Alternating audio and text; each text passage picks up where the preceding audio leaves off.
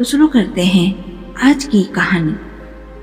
एक बार की बात है, दो संत नदी की ओर स्नान करने के लिए जा रहे थे।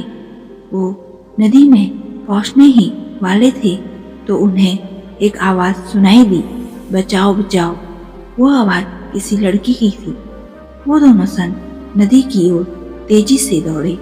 तब उन्होंने देखा एक लड़की उस नदी में डूब रही है और जोर जोर से चिल्ला रही है। इतने में एक संत ने जल्दी से उस नदी में छलांग लगाई और उस लड़की को नदी में डूबने से बचा लिया।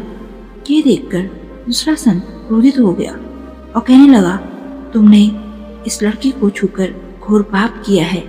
अब मैं ये बात गौतम बुद्ध को बताऊंगा और वो तुम्हें दंड देंगे। इतना कहकर वो संत वहां से गौतम बुद्ध के पास चला आया और उसने बुद्ध को उस संत के बारे में सारी बात बताई और कहा, महात्मा जी, उस संत को दंड जरूर मिलना चाहिए क्योंकि उसने उस लड़की को उठाकर नदी से बाहर निकाला है।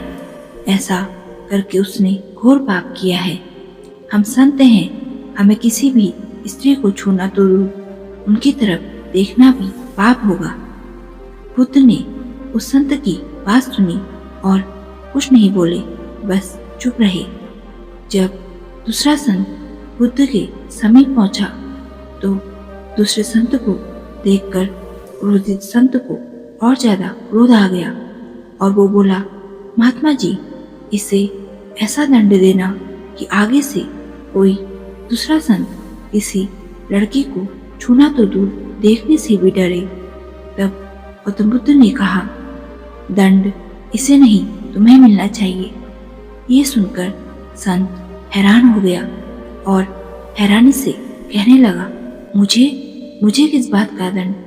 तब गौतम बुद्ध ने कहा, इसने तो उस लड़की की जान बचाई और उसे वहीं छोड़कर आ गया, लेकिन तुमने तो ना ही उस लड़की की जान बचाई और ना ही उसकी कोई मदद की और उस लड़की को अपने मन में उठाकर यहाँ तक लाए हो।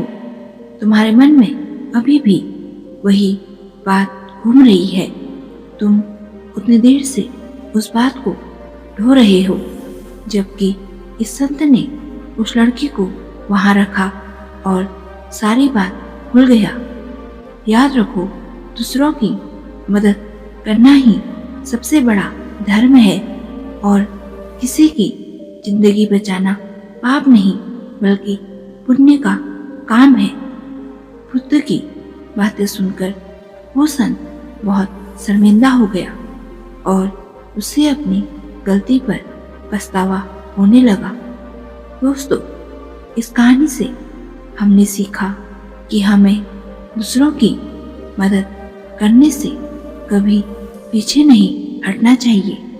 इसलिए दूसरों की मदद करना सीखो।